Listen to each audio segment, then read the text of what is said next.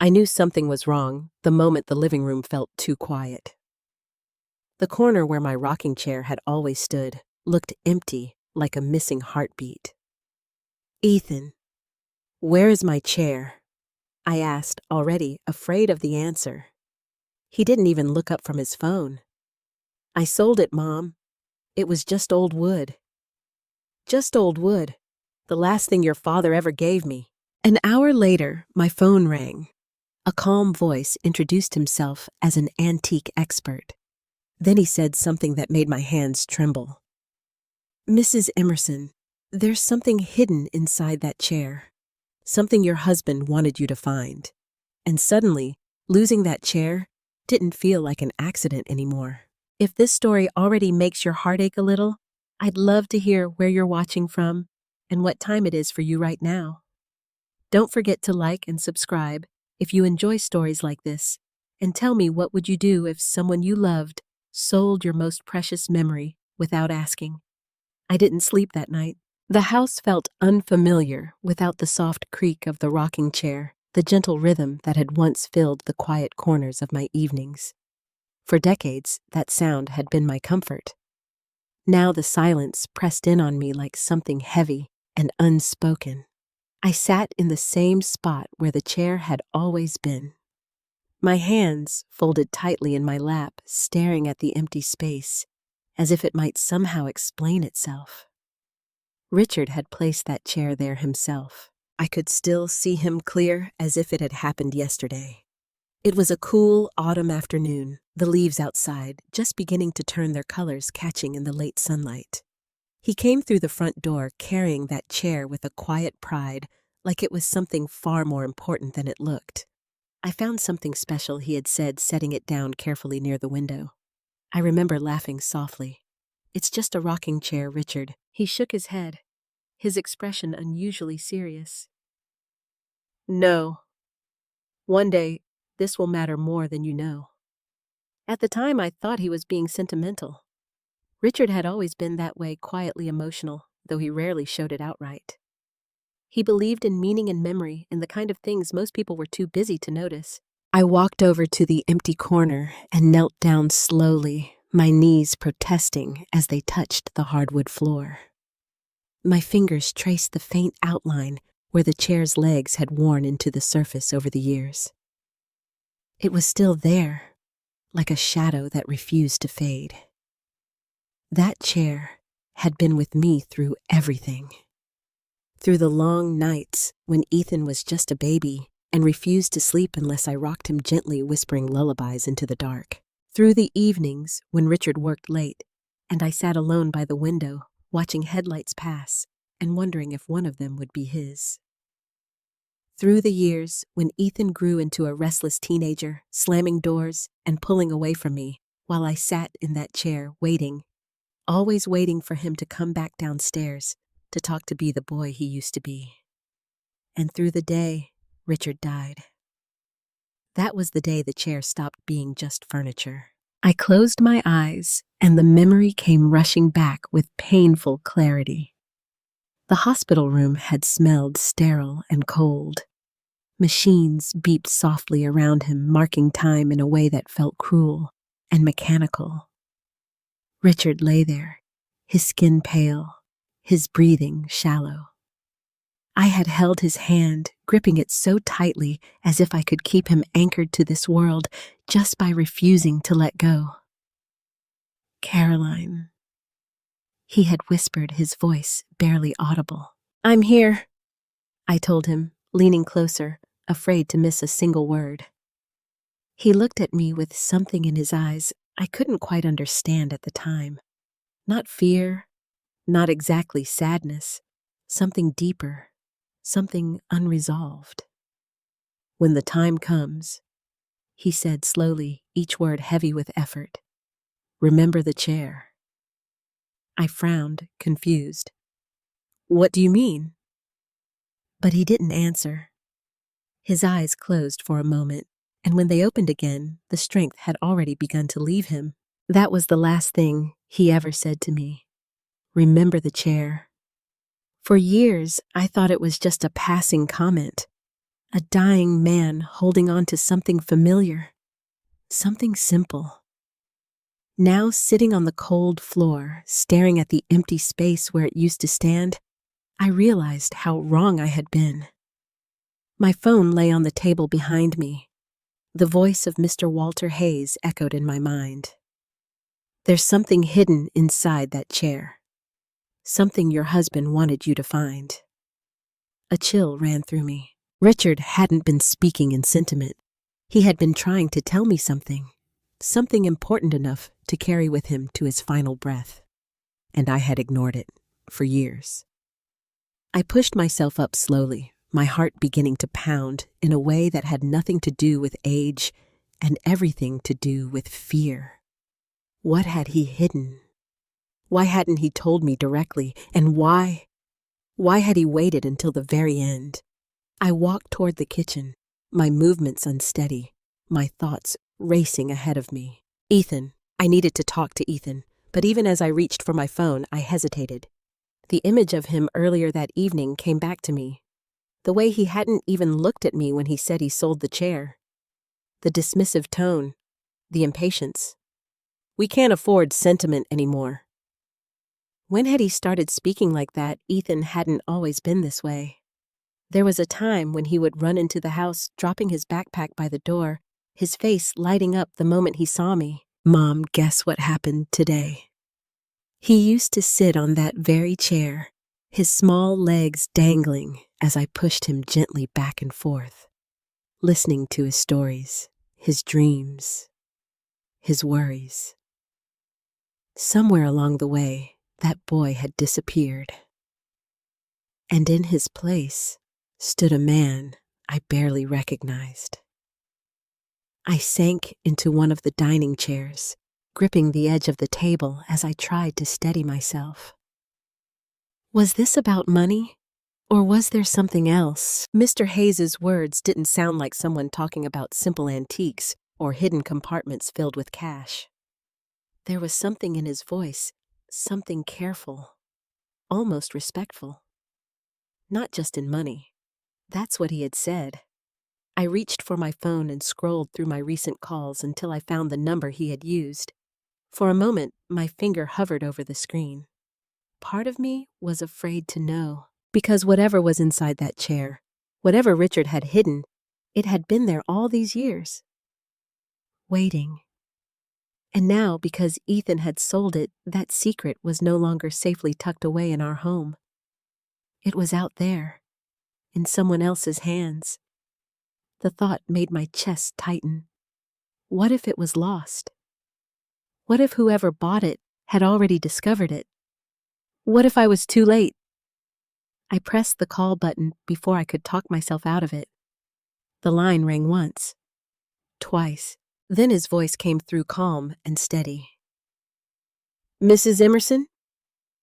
Yes, I said quickly, my voice trembling despite my effort to sound composed. This is Caroline Emerson. You called me earlier about the chair. There was a brief pause, as if he had been expecting my call. I'm glad you reached out, he said. I was hoping you would. I swallowed hard. You said there's something hidden inside it, I said. I need to know what it is. Another pause, longer this time. I believe he said carefully that your husband didn't just leave behind a piece of furniture. He left behind a message. A message. The word echoed in my mind louder than anything else. My grip tightened around the phone. What kind of message? I asked, my voice barely above a whisper. I can't be certain until I examine it properly, he replied. But the construction, the alterations, they're deliberate. Someone went to great lengths to hide something inside that chair. Someone, or rather Richard. My heart began to race again. How do we find it? I asked. There was no hesitation this time. First he said, we need to find where the chair is now. And just like that, I understood something that made my stomach drop. This wasn't just about the past anymore. It was about a race against time. I didn't wait until morning. The moment I ended the call with Mr. Hayes, something inside me shifted. It wasn't just curiosity anymore. It was urgency, the kind that settles deep in your chest and refuses to let you sit still. Ethan was still in the house. I could hear the faint hum of the television coming from the living room, some late-night show, filling the silence he had created when he removed the chair. I stood in the hallway for a moment, steadying myself, pressing my hand against the wall as if I needed something solid to hold on to. Then I walked in. He was sprawled across the couch, one arm resting behind his head, his eyes fixed on the screen. He didn't notice me at first, or maybe he pretended not to. "Ethan," I said. He sighed like I had interrupted something important. Slowly, he muted the television, but didn't turn to look at me. "What now, Mom?" That tone. It wasn't anger. It wasn't even frustration. It was worse than that. It was indifference. I took a few steps closer, my heart beating harder with every second. "Where did you sell the chair?" I asked. He finally turned his head slightly, just enough for me to see the faint crease between his eyebrows. "Why does it matter?" he said. "It's gone." "It matters to me," I said, trying to keep my voice steady. "That chair wasn't just furniture." He let out a short laugh, shaking his head. "Yeah, I figured you'd say something like that." I felt something inside me tighten. "Ethan," I said more firmly, "I need to know where it is." He sat up now, rubbing his face with both hands before looking at me fully. "You're serious?" he asked. "You want to chase down some old chair that probably ended up in someone else's garage by now?" "It wasn't just an old chair," I said, my voice rising despite myself. "Your father. My father is gone, Mom." He cut in sharply. The words hit me harder than I expected. "I know that," I said quietly. "But that chair, it was the last thing It was a piece of wood." Ethan snapped, his voice suddenly louder. "A creaky, outdated piece of wood that took up space we don't have." The room fell silent after that. For a moment, neither of us moved. I stared at him, trying to find something familiar in his face. Something that reminded me of the little boy who used to cling to me, who used to sit in that chair and fall asleep against my shoulder. But all I saw now was a man who looked tired and distant. "When did you stop caring?" I asked softly. His expression shifted just for a second. Something flickered there. Guilt, maybe, or irritation. "I didn't stop caring." He said, his tone lower now, but still guarded. "I just started being realistic." "Realistic?" I repeated. "Is that what you call this?" He stood up abruptly, pacing a few steps before turning back to me. "Yes," he said. "Realistic. Because unlike you, I don't have the luxury of living in the past." My chest tightened. "Luxury?" I said. "You think holding on to your father's memory is a luxury?" I think he said, running a hand through his hair, that holding on to things that don't help us survive is a problem. There it was. Not just frustration. Fear. I studied him more closely now, noticing the tension in his shoulders, the way his eyes avoided mine whenever the conversation got too close to something real. "You're in trouble," I said quietly. He froze. For a moment, he didn't say anything. Then he let out a breath, long and slow, like he had been holding it in for far too long. "It's nothing I can't handle," he said. "That's not what I asked," I replied. He looked away again, his jaw tightening. "Bills," he said finally. "Debt. Things you wouldn't understand. Try me." He hesitated. Then he laughed, but there was no humor in it. "You want to know the truth," he said. "I sold that chair because I needed money. Not next week. Not next month. Right now." "How much did you get for it?" I asked. "Not enough," he muttered. That answer told me everything. If it had been enough, he wouldn't look like this.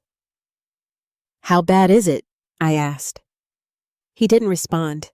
Instead, he walked over to the kitchen counter, picking up his phone and tapping the screen absent-mindedly as if the conversation was already over. "It doesn't matter," he said. "What's done is done." "It does matter," I insisted. "Because that chair—" "Mom," he interrupted again, more tired than angry this time. "Please, just let it go." I shook my head slowly. "I can't." He finally looked at me again, frustration returning to his expression. "Why?" he demanded. "Why is this so important to you?" I hesitated. Because I didn't know how to explain it. How do you tell someone that a piece of furniture held the weight of an entire life, that it carried memories so deeply woven into your heart, that losing it felt like losing a part of yourself? But it wasn't just that anymore. "There's something inside it," I said. He blinked. "What?" "There's something hidden inside the chair," I repeated. "An antique expert called me. He said your father might have left something in it." Ethan stared at me, his expression shifting from confusion to disbelief. "You're serious," he said slowly. "Yes." He let out a breath, shaking his head again. "This is ridiculous," he said. "Some guy calls you, tells you there's a secret treasure in an old chair, and you just believe him?" "It's not about treasure," I said. "He said it could be a message." "A message," Ethan repeated, his tone skeptical. "Yes, from your father." For a moment, something in his face changed again. Not disbelief this time, something else. But it disappeared just as quickly. "Or it's a scam," he said. "Did you think about that? Maybe he's trying to get you to buy the chair back for more than it's worth?" Not disbelief this time, something else. But it disappeared just as quickly. "Or it's a scam," he said. "Did you think about that? Maybe he's trying to get you to buy the chair back for more than it's worth?" "He didn't ask for money," I said. Yet Ethan replied. I took a step closer. "I need to find that chair," I said firmly. "And I need your help." He stared at me for a long moment. Then he shook his head. "I can't help you," he said. My heart sank. "Why not?" "Because I already sold it," he said, "and I don't keep track of where every piece of junk ends up." "It's not junk," I said again, my voice breaking slightly. "To you, maybe," he replied, "but to the rest of the world, it's just something old and replaceable." Replaceable. The word echoed in my mind louder than anything else he had said.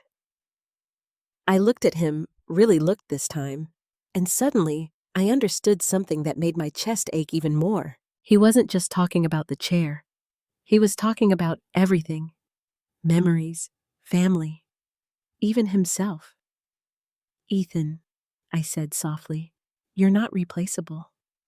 He frowned, caught off guard. "That's not what this is about," he said quickly. "Isn't it?" I asked.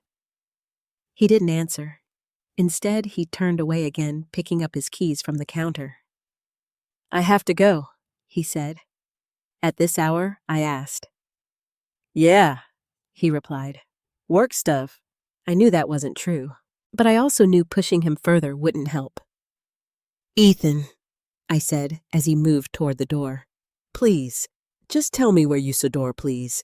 Just tell me where you sold it." He paused, his hand resting on the doorknob. For a moment, I thought he might ignore me. Then, without turning around, he spoke. "Main Street," he said. "Secondhand SE Hop. The one next to the hardware store. LD it." He paused, his hand resting on the doorknob. For a moment, I thought he might ignore me. Then, without turning around, he spoke. "Main Street," he said. "Secondhand shop. The one next to the hardware store." Relief washed over me so suddenly it made my knees weak. "Thank you," I whispered. He didn't respond. The door opened, then closed behind him. And just like that, I was alone again. But this time, the silence felt different. It wasn't empty. It was filled with something else. Purpose. Because now I had a place to start. And whatever Richard had left behind, I was going to find it. I was already awake before the sun came up. Not because I had rested, but because my mind refused to let me drift too far from the questions that had taken hold of me. Every time I closed my eyes, I saw the same thing over and over again. Richard's face in that hospital bed and the empty space where the chair used to be. By the time the first light crept through the kitchen window, I was sitting at the table with a cup of coffee I hadn't touched. My phone lay in front of me. Mr. Walter Hayes. I picked it up, hesitated for just a second, then pressed call. He answered quickly. "Mrs. Emerson?" He said, his voice calm and composed. I was expecting to hear from you again. "I need to understand," I said, skipping any pleasantries. "Everything you noticed about the chair? Every detail." There was a brief pause, as if he was undeciding how much to say. "Of course, expecting to hear from you again. I need to understand," I said, skipping any pleasantries. "Everything you noticed about the chair. Every detail." There was a brief pause, as if he was considering how much to say. "Of course," he replied. "Let's start from the beginning." I leaned back slightly, gripping the edge of the table as I listened. "I first saw the chair when it was brought into a small resale shop on Main Street," he began. "Nothing about it seemed particularly remarkable at first glance. It's a mid-century American rocking chair, handcrafted solid wood, but not exceptionally rare." That made sense. Richard had never been the kind of man to spend money on luxury items. But then Mr. Hayes continued, "I noticed something unusual." My breath caught slightly. "What was it?" I asked. "The wear patterns," he said. "They didn't match the age of the chair." I frowned, trying to picture what he meant. "I don't understand." "Furniture ages in predictable ways," he explained. "The wood smooths where it's touched frequently. Joints loosen slightly. Minor cracks form along natural stress lines. But this chair?" He paused. "Certain parts of it were too perfect." "Perfect," I repeated. "Yes, specifically the right armrest." I closed my eyes for a moment, recalling how many times my hand had rested there. "What about it?" I asked. "It had been removed at some point," he said, "and reattached." My heart skipped. "Are you sure?" I asked. I'm certain I closed my eyes for a moment, recalling how many times my hand had rested there. "What about it?" I asked. "It had been removed at some point," he said, "and reattached." My heart skipped. "Are you sure?" I asked. "I am certain," he replied. "The screws were not original. The internal wood grain didn't align the way it should have if it had never been disturbed." A chill ran down my spine. Richard had taken that chair apart. "Why would someone do that?" I whispered. "That," Mr. Hayes said, "is exactly the question that led me to believe something had been hidden inside." I pressed my lips together, my mind racing. "Did you open it?" I asked. "No," he said, "not yet. It's not my property, and I don't act without permission. But I've seen enough in my career to recognize intentional concealment." "Intentional," I repeated softly. "Yes. This wasn't damage. It wasn't repair. It was careful, deliberate. Someone went through the trouble of opening that armrest, placing something inside, and sealing it again in a way meant to go unnoticed. Richard, It had to be Richard. "How long ago do you think it was done?" I asked. "That's harder to say," Mr. Hayes admitted.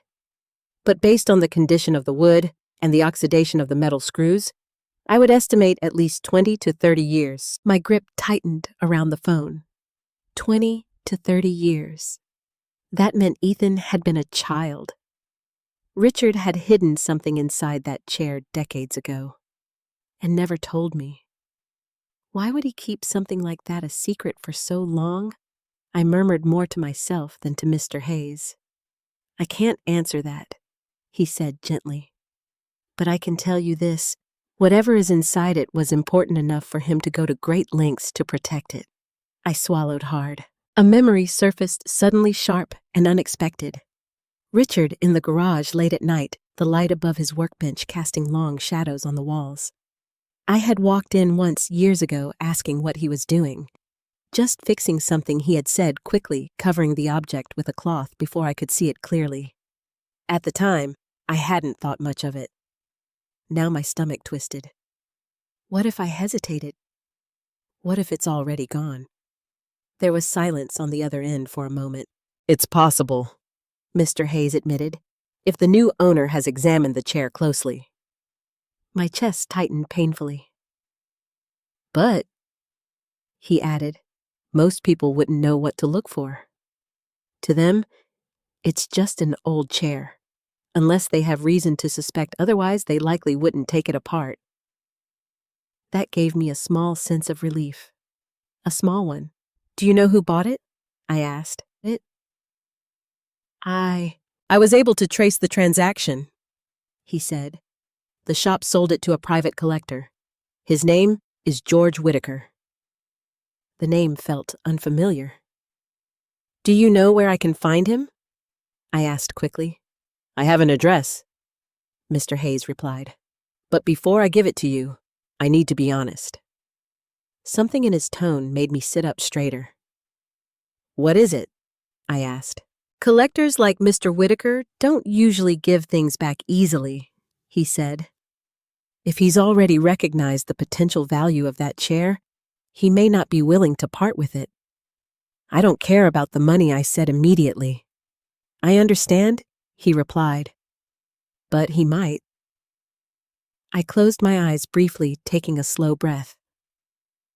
"I have to try," I said. "I figured you would," Mr. Hayes said quietly. There was a pause, and then I heard the faint sound of paper shifting. "I'll give you the address," he said. "But I'd recommend we approach this carefully. If there truly is something hidden inside that chair, we don't want to alert him prematurely." "You mean," I began. He said we should see the chair first. Confirm what's there, then decide how to proceed." That made sense, even if it made everything feel more complicated. "Will you come with me?" I asked. There was a brief hesitation. "Yes," he said finally. "I think that would be wise." Relief washed over me. "Thank you," I said softly. He gave me the address, and I wrote it down carefully, my hand trembling slightly as I did. A quiet neighborhood on the edge of town. Not far. Too close, somehow. After we ended the call, I sat there for a long time staring at the piece of paper in front of me. George Whitaker. A stranger who now held something that might change everything I thought I knew about my life, about my marriage, about my son. I stood up slowly, pushing the chair back behind me. For a moment, I glanced toward the empty corner of the living room again.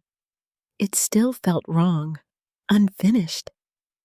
But for the first time since Ethan had told me he sold it, I felt something different. Not just loss. Direction.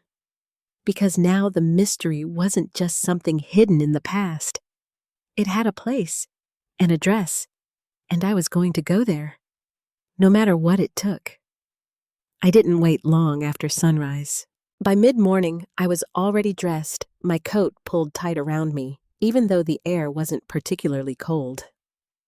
It wasn't the weather that made me uneasy. It was the feeling that something had been set into motion, something I couldn't stop now, even if I wanted to. The address Mr. Hayes had given me sat folded neatly in my purse. Main Street first, then George Whitaker. One step at a time. I drove slowly, my hands gripping the steering wheel a little tighter than usual. The town looked the same as it always did, quiet, familiar, safe. But everything felt different now, like I was seeing it through a lens I hadn't known existed before. The second-hand shop came into view sooner than I expected. A small storefront wedged between a hardware store and a bakery, its faded sign barely noticeable unless you were looking for it. I had passed it countless times over the years without ever going inside. Now, it felt like the beginning of everything. I parked across the street and sat there for a moment, staring at the door. This was where Ethan had brought the chair. This was where it had left my life. I took a deep breath, opened the car door, and stepped out. A small bell chimed as I pushed the door open and walked inside. The smell hit me first. Old wood, dust, something faintly metallic. The kind of scent that clings to objects that have lived many lives before, finding their way into a place like this. The shop was cluttered, but not chaotic. Shelves lined the walls filled with mismatched items. Lamps, books, picture frames, boxes of things that once meant something to someone. A man stood behind the counter, flipping through a newspaper. He looked up as I approached. "Morning," he said, casually. "Good morning," I replied, trying to keep my voice steady. "I'm looking for a rocking chair. It was brought in here recently." He studied me for a moment, then folded the newspaper and set it aside. "We get a lot of furniture," he said. "You'll have to be more specific." "It's wooden," I said quickly. "Handcrafted." The armrests curve slightly inward. There's a small scratch near the base of the left leg. As I described it, I realized how intimately I knew that chair. Every mark, every imperfection. Recognition flickered in his eyes. "Ah," he said. "Yeah, I remember that one." My heart jumped. "You do?" "Sure," he said, nodding. "Came in a couple days ago." Guy looked like he needed quick cash. "Ethan," I swallowed the lump in my throat. "Is it still here?" I asked. He shook his head. "No," he said. "Sold it the same day." "Of course. Do you remember who bought it?" I asked. He hesitated slightly, glancing toward the shelves, as if the answer might be hiding somewhere among the objects. "Older gentleman," he said. "Tall, wore a hat, knew exactly what he was looking at." My pulse quickened. "Did he say his name, Whitaker?" the man replied after a moment. "George Whitaker." So, Mr. Hayes had been right. "Do you have his contact information?" I asked, trying not to sound desperate. The man frowned slightly. "I don't usually give out customer info," he said. "I understand," I said quickly. "But this chair, it belonged to my husband. He passed away. It's very important to me." Something in my voice must have reached him, because his expression softened just a little. He scratched the back of his neck, thinking. "He paid cash," he said slowly. "But I might have an address from a previous purchase." Hope flared inside me. "Please," I said, "if you can help me." "All right," he interrupted gently. "Let me check." He disappeared into a small back room, leaving me standing there, surrounded by forgotten things. I turned slowly, my eyes drifting over the items on the shelves. A worn-out baseball glove, a stack of old letters tied together with string, a cracked mirror. Each one had a story, a life. a reason it had once mattered. And now they were here, waiting. Just like my chair had been. The thought made my chest ache. How many things had been lost this way? Sold forgotten, passed from one stranger to another, until whatever meaning they once held disappeared completely. I didn't want that to happen to Richard's message. I couldn't let it. The man returned a few minutes later holding a small notepad. "Got something?" he said. I stepped closer, my heart pounding. "He's bought from me before," the man explained. "I had him jot down an address once for delivery." He tore a page from the pad and handed it to me. I looked down at it. George Whitaker. An address. Real. Close. Too close. "Thank you," I said, my voice barely above a whisper. He nodded. "You sure you want to go after it?" he asked. "Guys like Whitaker, they don't usually part with things easily." "I don't need him to give it back," I said. "I just need to see it." He studied me for a moment, then gave a small nod. "Good luck," he said. I folded the paper carefully and placed it in my purse. As I turned to leave, the bell above the door chimed again, echoing softly behind me. Outside, the sunlight felt brighter than before, but the weight in my chest hadn't lifted. If anything, it had grown heavier. Because now, this wasn't just about finding the chair. It was about what came next. I walked back to my car and sat down, gripping the steering wheel again as I stared at the address in my hand. George Whitaker. A stranger holding a piece of my past. A piece of Richard. A piece of something I didn't yet understand. I thought about turning back. About going home. About pretending none of this had happened. But then I heard Richard's voice in my mind. "When the time comes, remember the chair. This was the time." I started the engine, and as I pulled away from the curb, one thought settled firmly in my mind. Whatever was hidden inside that chair, I was finally going to find it. The drive to George Whitaker's house felt longer than it should have. Even though the address was only 15 minutes away, every turn seemed to stretch into something heavier, something slower, like time itself was resisting what I was about to uncover. The neighborhood surprised me. Tree-lined streets, large, well-kept homes, the kind of place where everything looked polished, deliberate, untouched by chaos.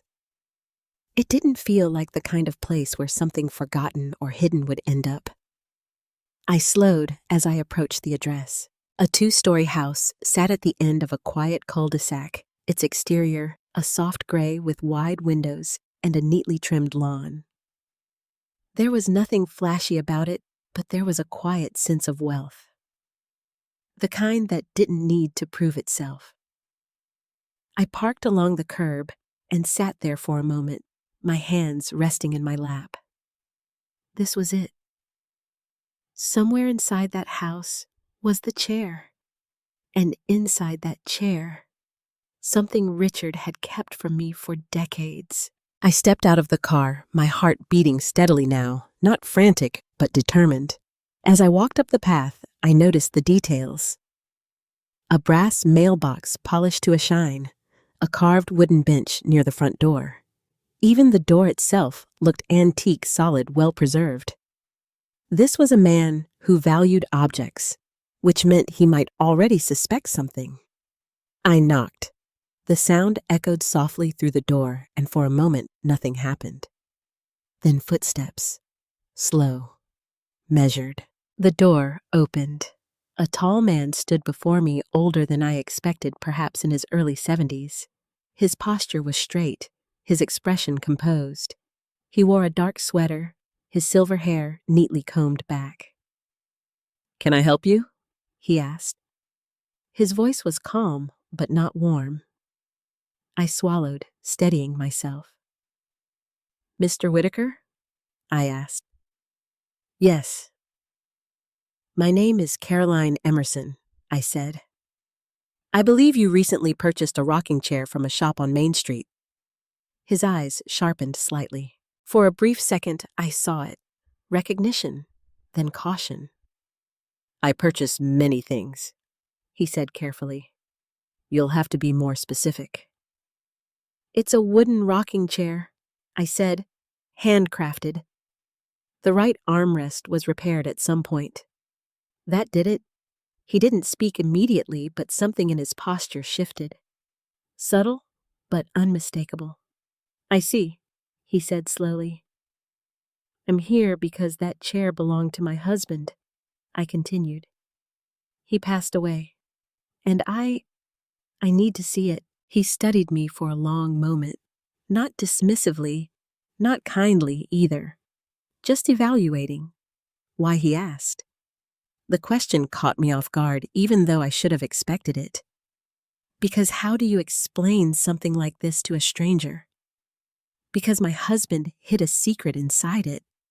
Because I spent years not understanding his last words. Because I need to know what he was trying to tell me before he died. All of those answers rushed through my mind at once, but none of them felt simple enough to say out loud. Because it matters, I said, finally. His gaze didn't soften. That's not an answer, he said. I hesitated. Then I took a breath and chose honesty. There may be something hidden inside it, I said. There it was, the truth. It hung in the space between us, heavy and undeniable. Mr. Whitaker's expression didn't change much, but I saw it again. That flicker, interest. Hidden, he repeated. Yes, I said.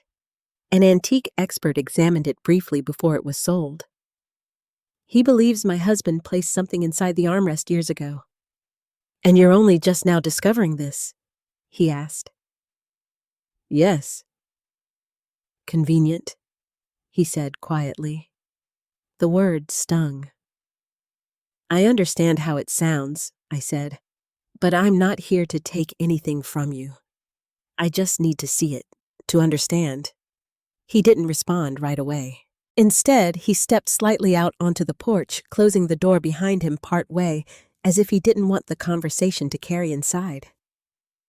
People don't usually show up at my door asking about hidden compartments, he said.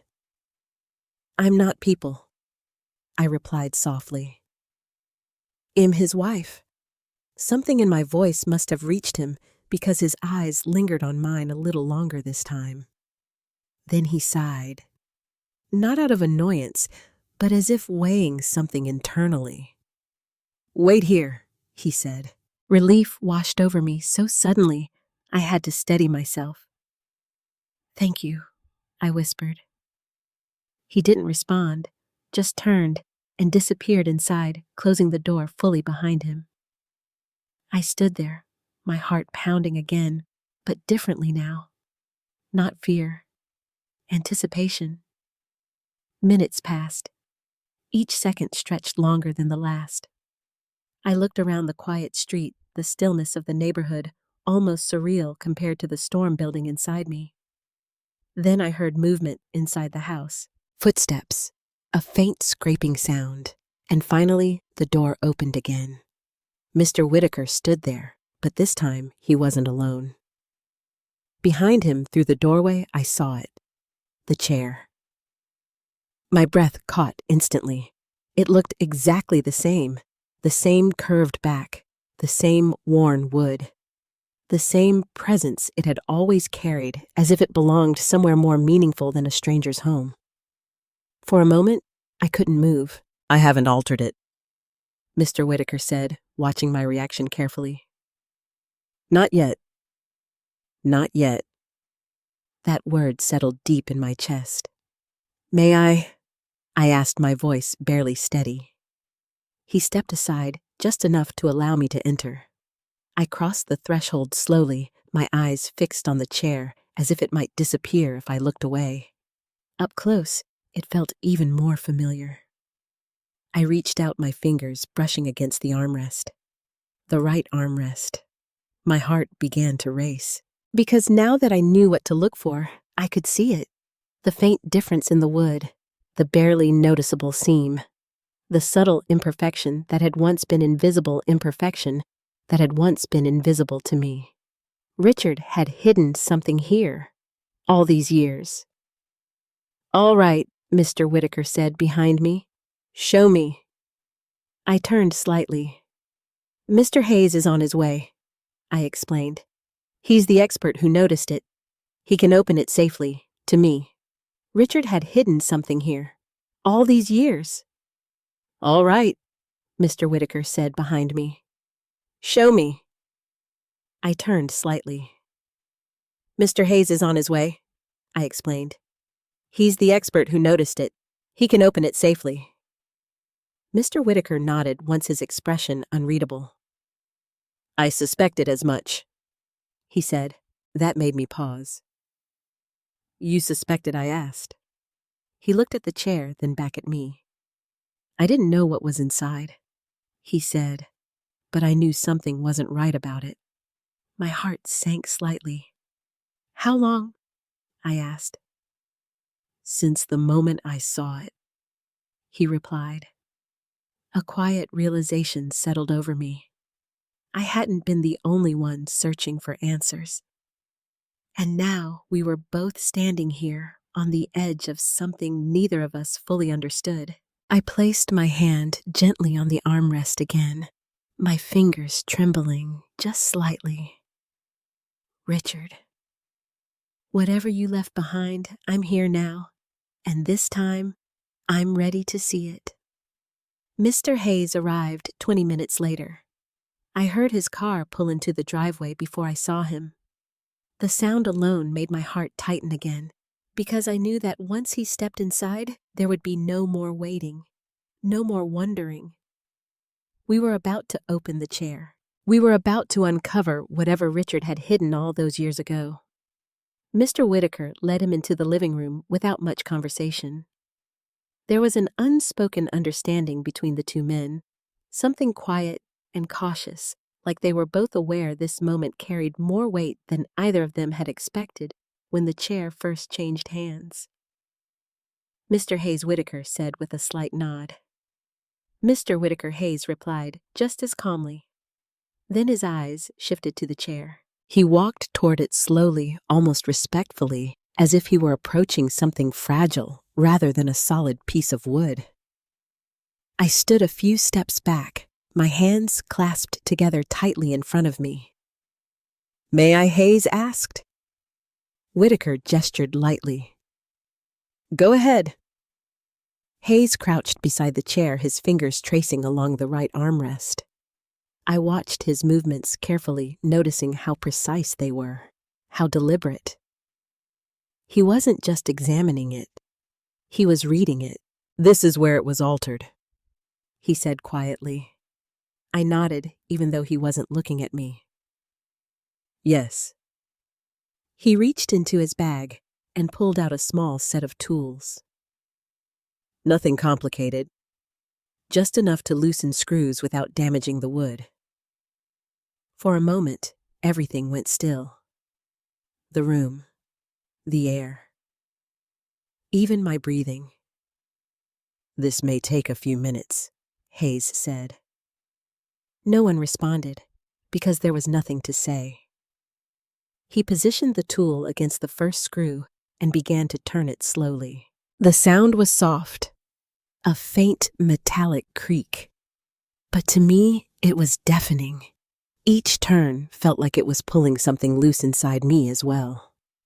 Years of silence, years of not knowing, years of carrying a memory without understanding its full weight. The first screw came free, then the second. Hayes worked carefully, placing each piece aside as if it mattered just as much as what we were about to find. My eyes never left his hands. "What if there's nothing?" I asked suddenly, my voice barely steady. Hayes didn't look up. "Then we'll know," he said simply. But that wasn't what I was afraid of. I wasn't afraid of emptiness. I was afraid of truth. Because truth has a way of changing things you thought were certain. Finally, Hayes paused. "It's loose," he said. My heart began to race. Whitaker stepped closer, his posture straight, his attention fully fixed on the chair now. Hayes gently lifted the armrest. For a second, it resisted. Then it shifted. A soft, almost imperceptible movement. And just like that, the seam opened. I felt my breath catch in my throat. "There it is," Hayes murmured. Inside the hollow space beneath the armrest, something rested. Small, wrapped, protected. My vision blurred slightly as I tried to focus. It was a narrow compartment, just large enough to conceal something intentionally placed there. And inside it, tucked carefully against the wood, was a bundle wrapped in aged cloth, the fabric slightly yellowed with time.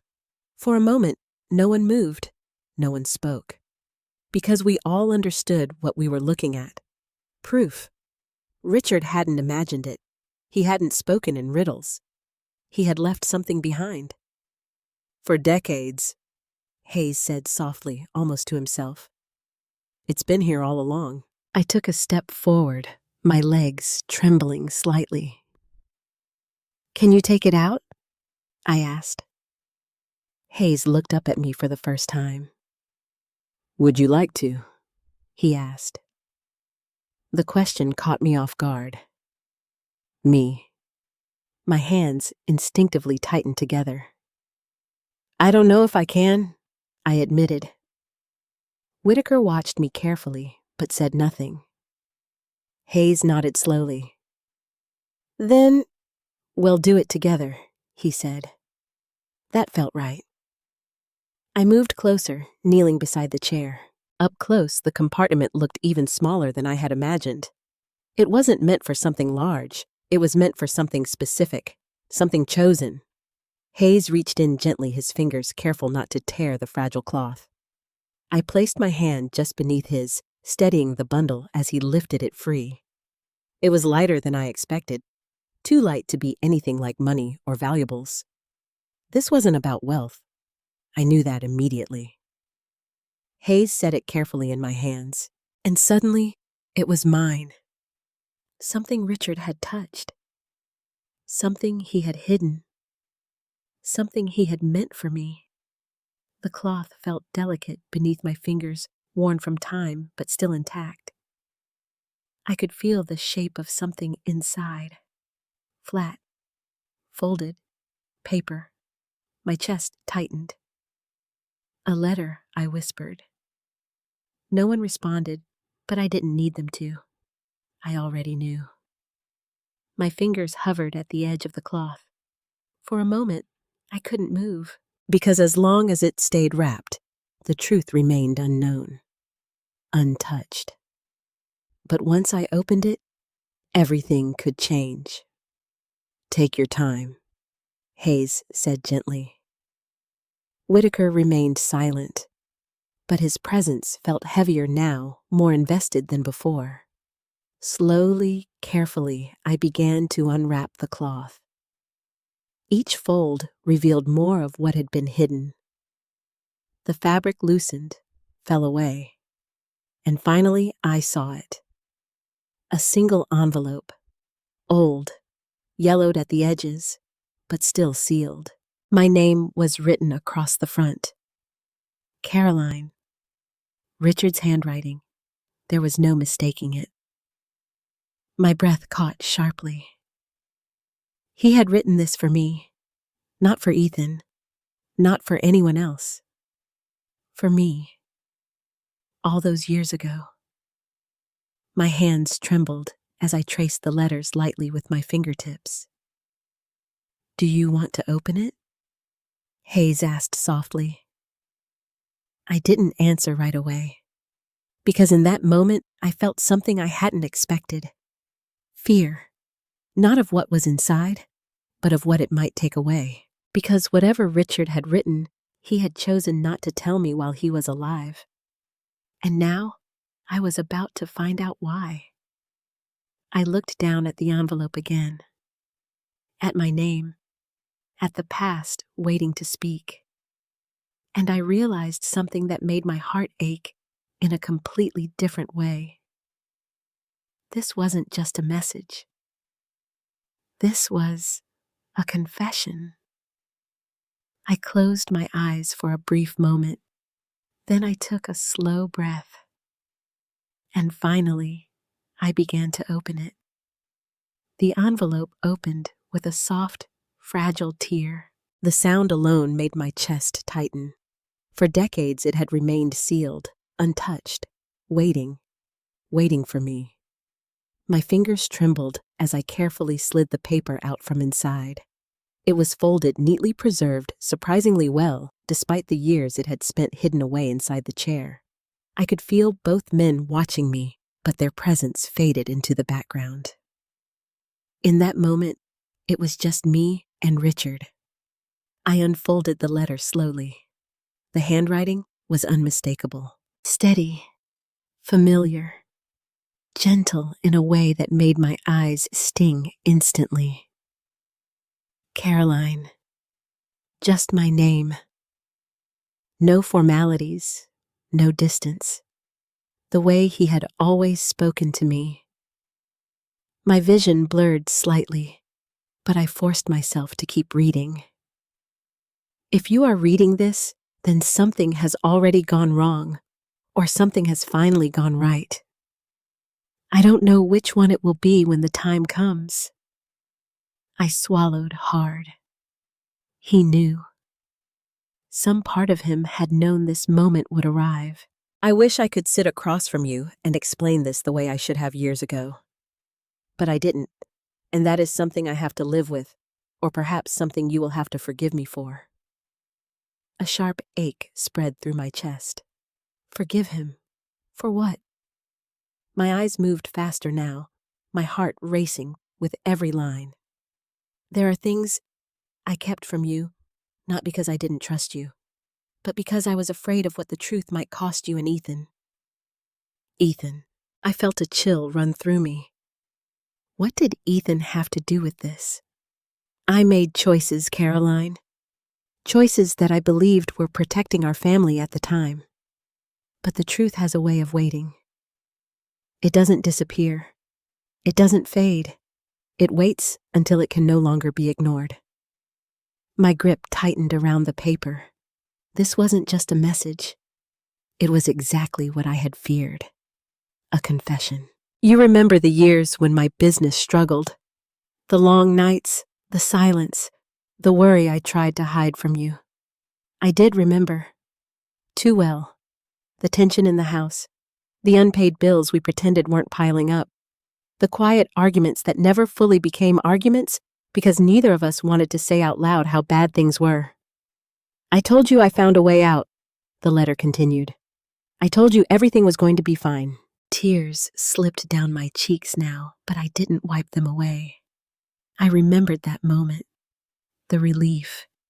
The way he had smiled at me, reassuring, steady. I didn't tell you how I found that way. My heart pounded louder. Because now I knew this was where everything changed. I accepted money, Caroline. The words hit me like a physical force. Money from who not, from a bank. Not from an investor. From someone who didn't care about us, only about what they wanted in return. My breath caught. A memory surfaced instantly. A man. I hadn't thought about him in years. A quiet conversation in the garage. Richard closing the door quickly when I walked in. I hadn't asked questions then. I had trusted him. I thought I could control it. The letter went on. I thought I could take what we needed and walk away. But that's not how people like that work. My hands began to shake. What did you do? I whispered under my breath. He asked for information. The letter revealed. Small things at first, things I told myself didn't matter. But every time I gave him something, it became easier for him to ask for more. I felt sick. This wasn't just about money. This was something deeper, something darker. I stopped when I realized what I had become, Richard wrote. But by then, it was too late. He didn't want me to stop. And when I refused, he reminded me exactly how much I had to lose. My knees felt weak. I sank slightly against the arm of the chair, barely aware of the movement. Ethan. Me. We had been the leverage. I protected you the only way I knew how. The letter continued. I made sure everything I had done, everything I had been asked to do, was documented. Documented. The word echoed sharply in my mind. I hid it where no one would think to look. Somewhere close enough that I could watch over it, but hidden well enough that it wouldn't be found unless it needed to be. My eyes drifted toward the open armrest. The compartment. That chair became my safeguard, he wrote. Not just for the truth, but for you. My heart ached so deeply it almost hurt to breathe. He hadn't just hidden a letter. He had hidden something else. Something bigger. If anything ever happened to me, if anyone ever came asking questions, I needed you to have the truth. The room felt colder now. He had been afraid all those years, and I hadn't seen it. I'm sorry I didn't trust you with this while I was alive, the letter continued. I told myself I was protecting you, but maybe I was just protecting myself from seeing the fear in your eyes. Tears fell freely now, because I would have stood beside him. I would have faced it with him. I need you to listen carefully now, he wrote. My heart pounded harder. Inside the chair, you will find more than this letter. I froze. More. There is a second compartment, the letter revealed, hidden deeper than the first. It won't be obvious. I made sure of that. I looked at Hayes immediately. He was already watching me, his expression serious now. There are documents inside. I continued reading, my voice trembling. Names, transactions, proof of everything I was forced into. Proof! This is not just about our past, Caroline, the letter warned. If the wrong person finds it, it could still matter.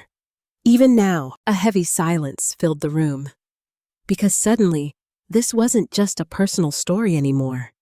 It was something dangerous, something unfinished. I don't know if the man I dealt with is still out there, Richard wrote. But I know this.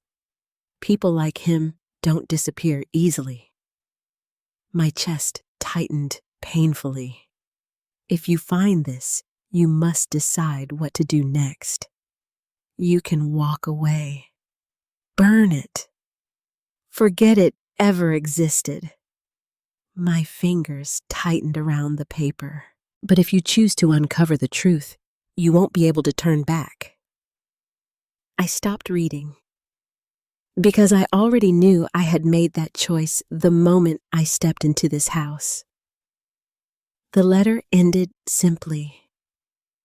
I loved you, Caroline, more than I ever knew how to say. And everything I did, right or wrong, was because I was afraid of losing you. Richard. I lowered the paper slowly, my hands trembling. The room was completely silent. Hayes spoke first. There's another compartment, he said quietly. Whitaker stepped closer, his expression no longer just curious. Now, it was serious. What kind of trouble are we dealing with? He asked. I looked down at the chair again, at the place that had held this secret for decades. And for the first time since this began, I felt something deeper than grief, something heavier than curiosity. Fear. Because whatever was hidden deeper inside that chair was never meant to be found lightly. The room felt smaller after I finished reading. Not physically smaller, but heavier. Like the walls themselves were holding on to the weight of what had just been revealed. A second compartment. Proof. Danger. I folded the letter slowly, my hands still trembling, and held it close to my chest for a brief moment. Not because I needed to hide it, but because I needed to hold on to something that still felt like Richard. "Show me where Hayes said quietly." I nodded, forcing myself to shift back into the present. "The second compartment," I said, glancing down at the chair. "He said it's hidden deeper." "Not obvious." Hayes moved closer, immediately his focus sharpening again. "This wasn't uncommon," he said. "If someone wanted to conceal something truly important, they'd create a decoy compartment.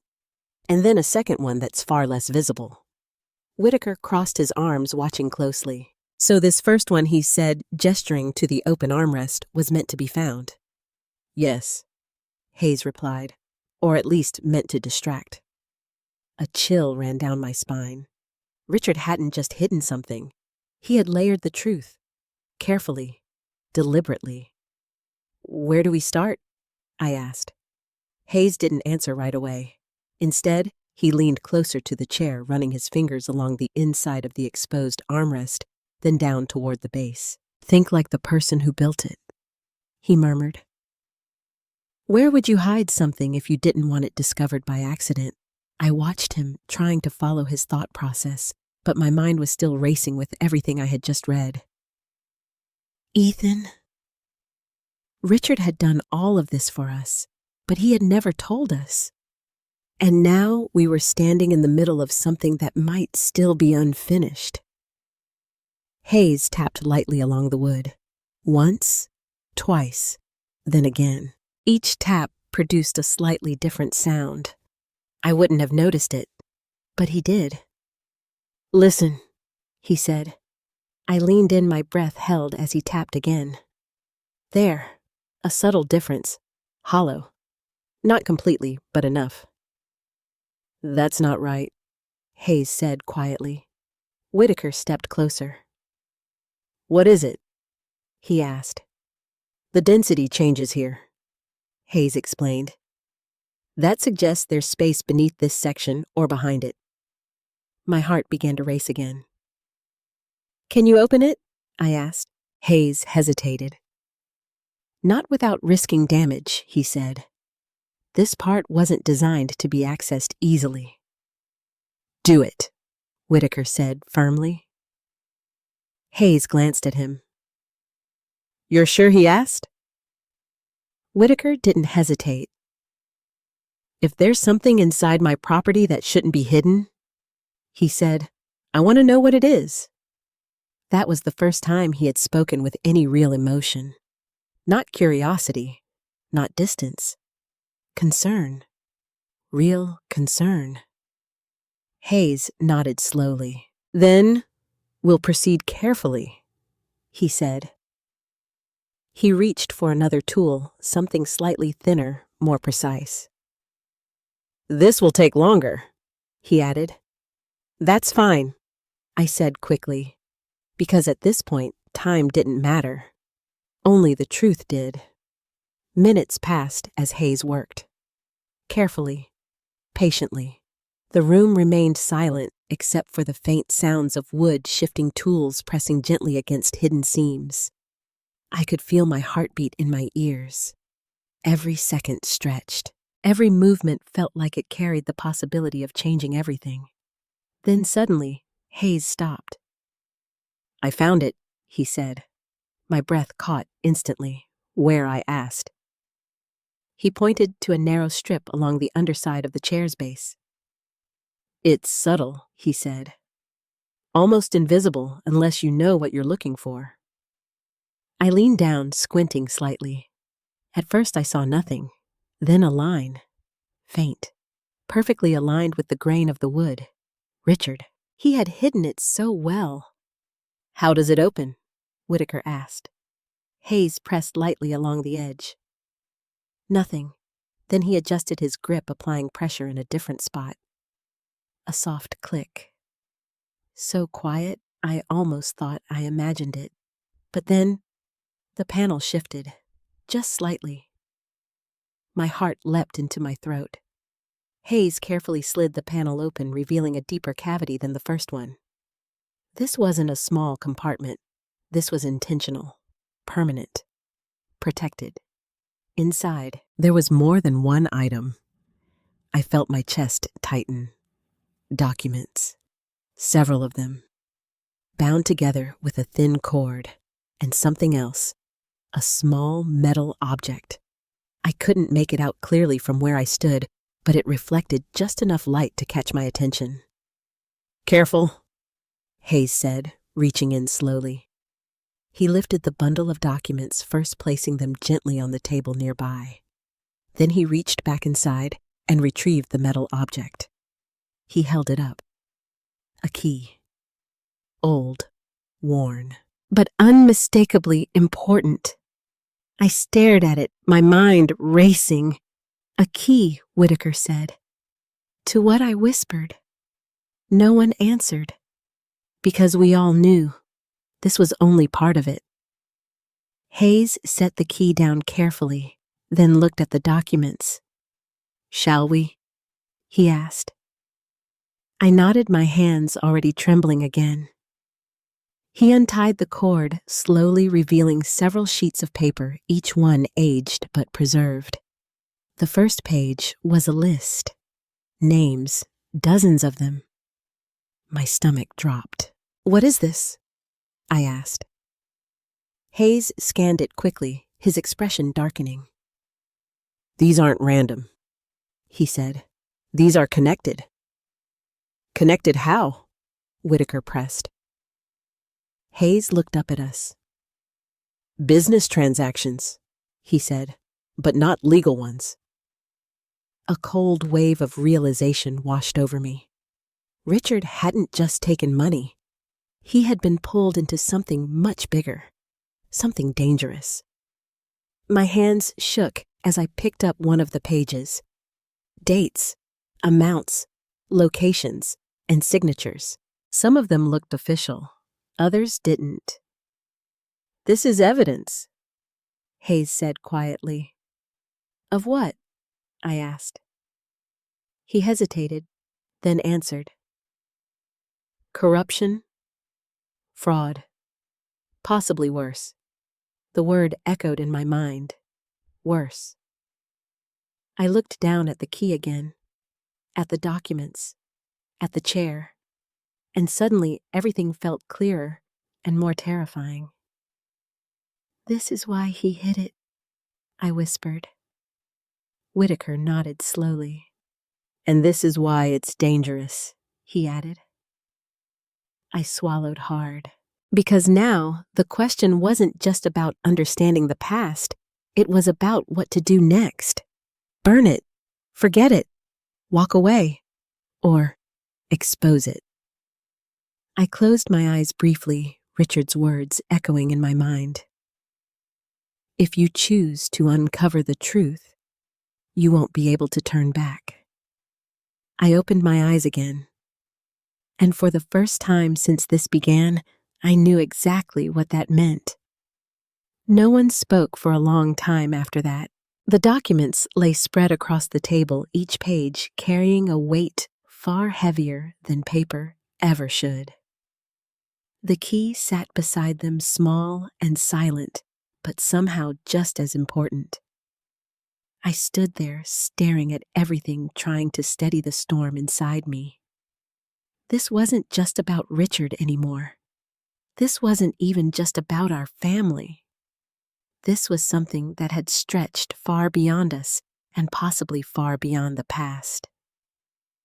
"We need to think carefully," Hayes said finally. His voice was calm, but I could hear the tension beneath it. About what Whitaker asked. "What exactly are we dealing with here?" Hayes exhaled slowly, his eyes scanning the documents again. "Based on what I see, these records aren't random," he said. "They show a pattern, Financial movement tied to individuals who likely didn't want to be traced. I swallowed. You mean illegal?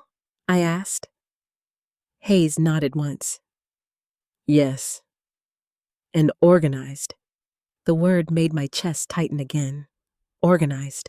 This wasn't a mistake. This wasn't something small. This was a system. And Richard was part of it, Whitaker asked. No, I said quickly before Hayes could answer. Both men looked at me. He said he stopped. I continued holding the letter tighter. He realized what it was, and he tried to get out. Hayes gave a small nod. That aligns with what we're seeing, he said. These records, they end abruptly. No continuation. No closure. Because he walked away, I whispered. Or at least he tried to. Whitaker crossed his arms again, his expression more serious than ever. And the man he mentioned, he asked. The one who gave him the money. Hayes glanced at one of the pages. There are names here, he said. But they're not labeled clearly. Some are initials. Some are coded. Coded, I repeated. Yes, he said. Whoever kept these records didn't want them easily understood. My eyes drifted to the list again. Dozens of names? Or what looked like names? What if one of them?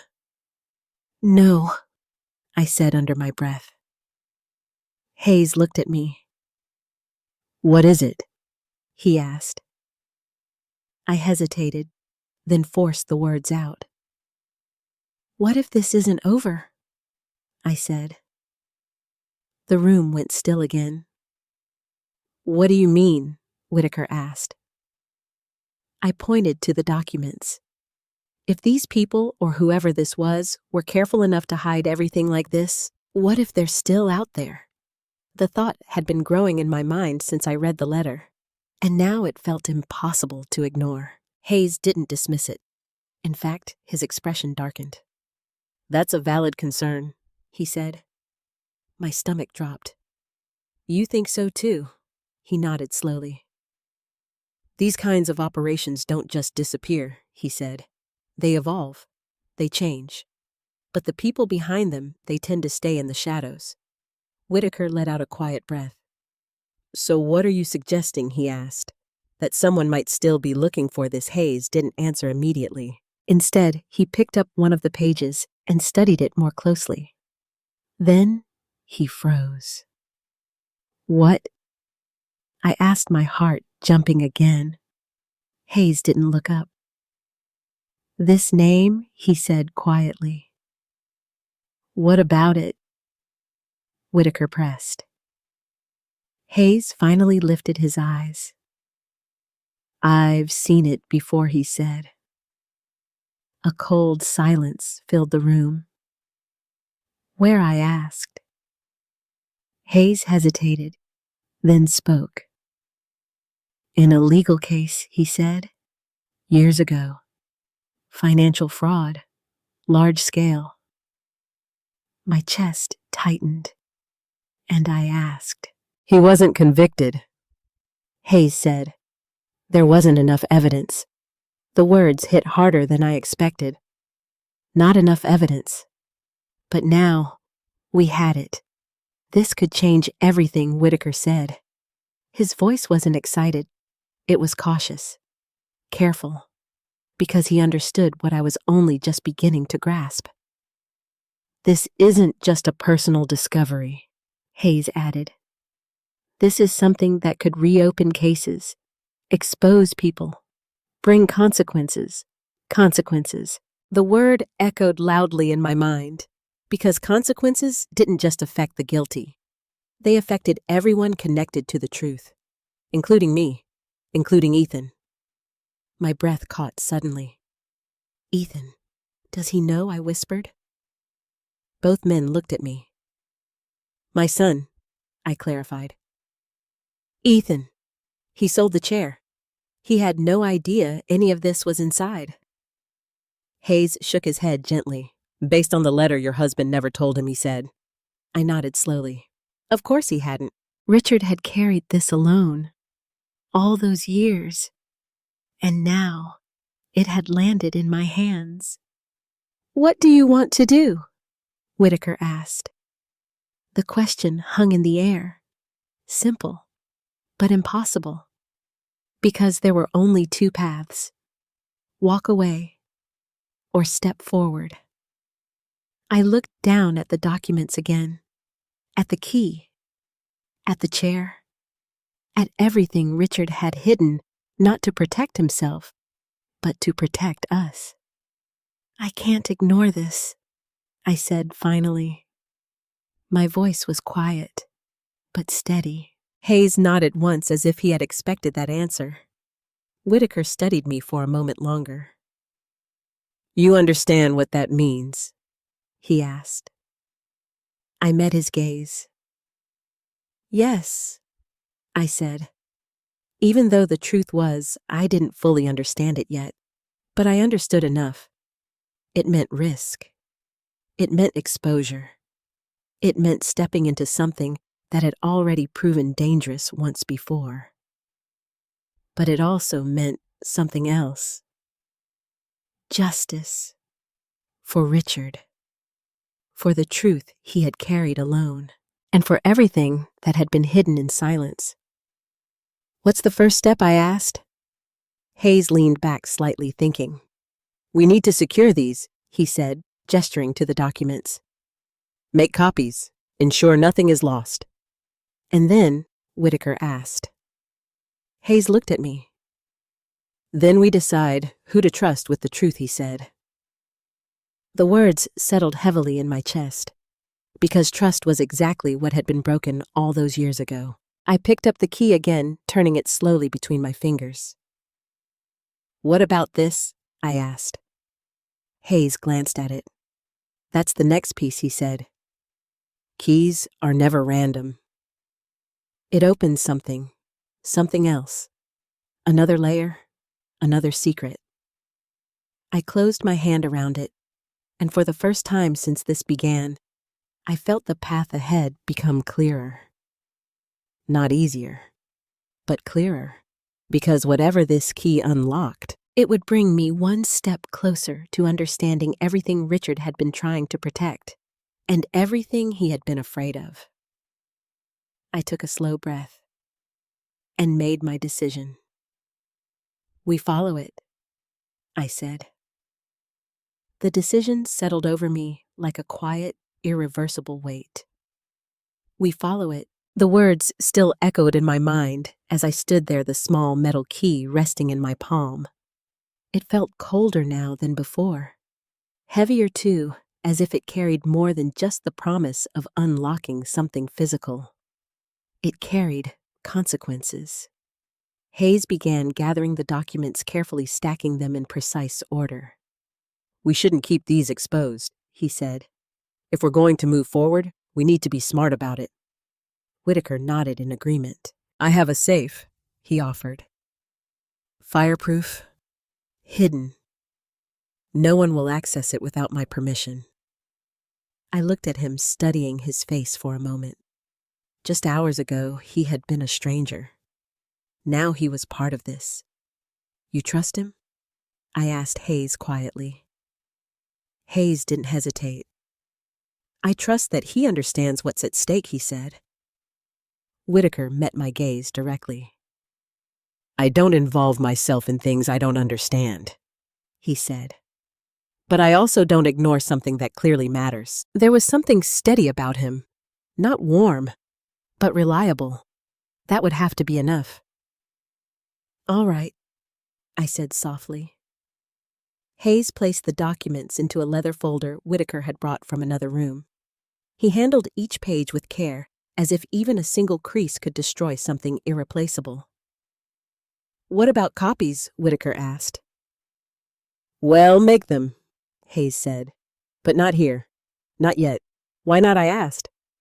"Because we don't know who's watching," he replied. The words sent a quiet chill through me. Watching. The idea had been lingering in the back of my mind ever since I read the letter. Now it felt real. Too real. Whitaker closed the folder and locked it inside a drawer across the room. The click of the lock echoed louder than it should have. "That buys us time," he said. "Time. But for what?" My fingers tightened around the key again. "What about this?" I asked, holding it up.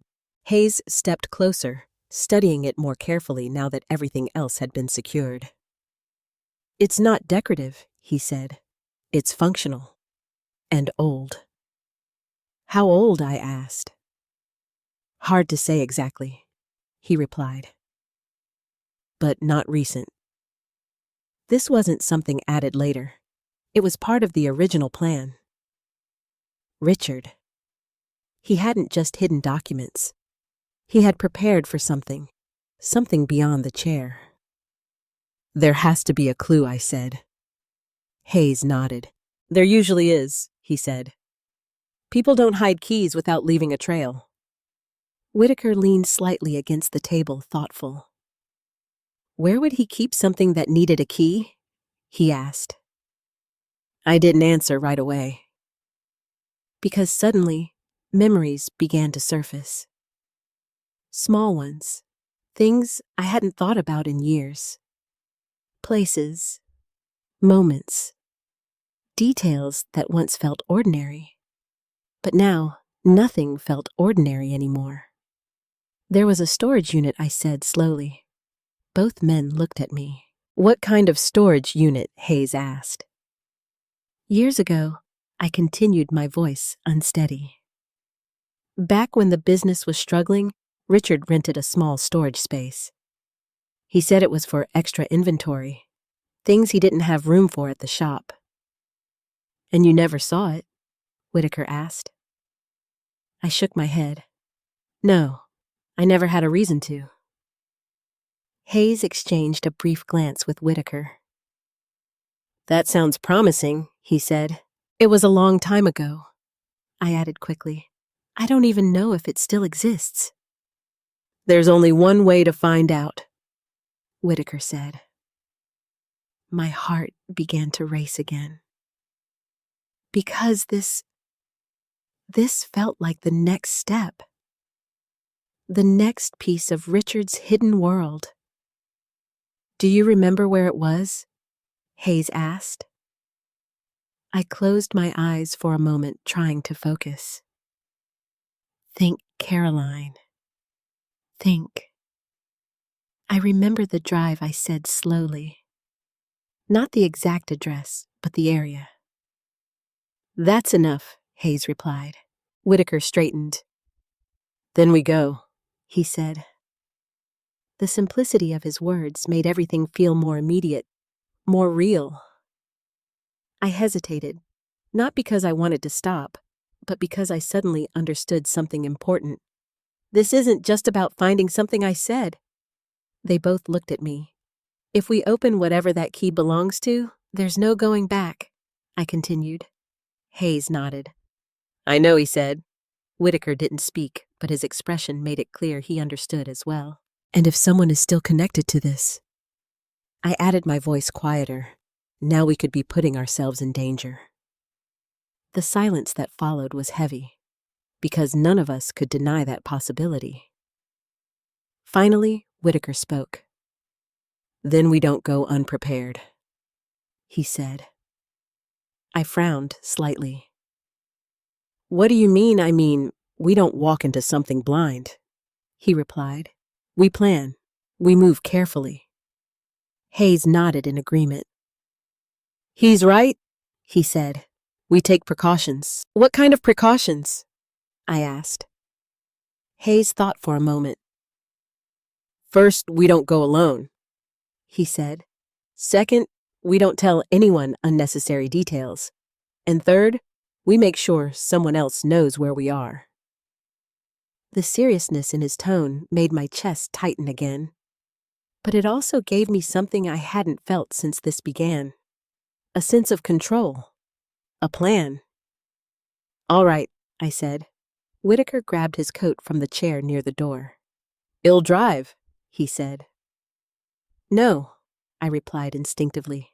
Both men looked at me. I know the area, I explained. I should lead. Whitaker studied me for a moment, then gave a small nod. Fair enough, he said. Hayes gathered his tools, slipping them back into his bag. I took one last look at the rocking chair, at the open compartments, at the place where everything had started. It felt strange leaving it behind, but I knew what mattered now wasn't the chair. It was what came next. I slipped the key into my pocket, pressing it gently against the fabric as if I needed to feel it there. A reminder. A connection. To Richard. To the truth. And to the path I had chosen. We stepped outside together. The air felt different now. Sharper. More uncertain. As if the world itself had shifted slightly just enough to make everything feel unfamiliar. I got into my car, my hands resting on the steering wheel as I took a deep breath. You ready? Hayes asked from the passenger seat. I looked straight ahead. No. I wasn't ready. Not for what this could become. Not for what we might find. Not for the possibility that Richard's past wasn't as buried as I had believed. But ready or not, I had already stepped onto this path. Yes, I said quietly. And then I started the engine. The storage facility looked exactly like I remembered, and somehow that made everything worse. It sat on the edge of town, just beyond the strip of old warehouses that had once been full of small businesses like Richard's. The paint on the sign had faded over the years, but the structure itself hadn't changed much. Rows of metal doors, narrow corridors, silence that felt too complete. I parked slowly, turning off the engine, but I didn't move right away. This is it, I said quietly. Hayes leaned forward slightly, looking out the windshield. You're sure? He asked. I nodded. I remember the way the building curves around the back, I said. And there's a side entrance. Richard always used that one. Whitaker glanced around the lot. It's quieter than I expected, he said. Too quiet. That thought settled in my chest, but I pushed it aside. Most of these places don't get much traffic during the day, Hayes said. People come and go quickly. Still, something felt off. I stepped out of the car first. The air was warm, but there was a strange stillness to it, like the world was holding its breath. Hayes and Whitaker followed close behind. Do you remember the unit number? The air was warm, but there was a strange stillness to it, like the world was holding its breath. Hayes and Whitaker followed close behind. Do you remember the unit number? Hayes asked. I shook my head. No, but I'll recognize the area. We walked toward the side entrance. The metal door creaked slightly as I pulled it open, the sound echoing faintly inside the narrow hallway beyond. The air inside was cooler, stale, carrying that familiar scent of dust and forgotten things. I paused just inside the doorway, because suddenly it all came back. Richard walking ahead of me once years ago, telling me to wait outside, saying it would only take a minute.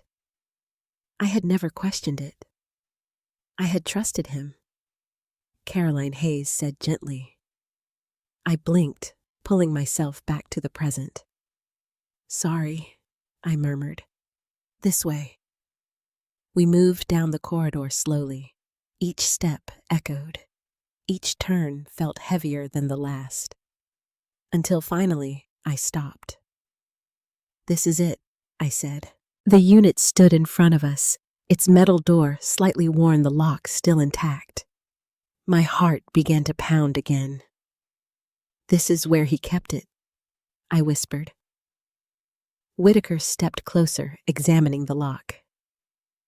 Looks untouched, he said. Hayes glanced at me. The key, he asked. I reached into my pocket, my fingers closing around the small metal object.